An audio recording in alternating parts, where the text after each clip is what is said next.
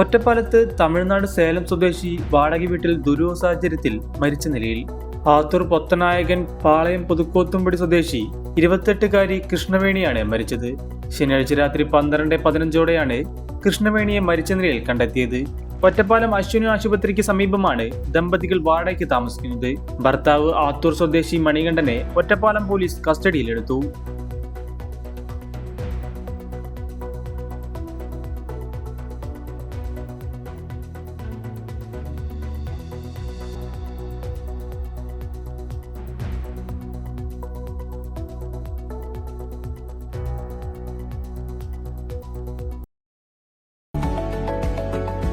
അഞ്ച് ശതമാനത്തിൽ തുടങ്ങുന്ന അഡ്വാൻസ് ബുക്കിംഗ് സൗകര്യം, 2.5% തുടങ്ങുന്ന പണിക്കൂലി, സൗജന്യ ഇൻഷുറൻസ് പരിരക്ഷ, മെഗാ എക്സ്ചേഞ്ച് ആനുകൂല്യങ്ങൾ തുടങ്ങിയ മറ്റു ഓഫറുകളും.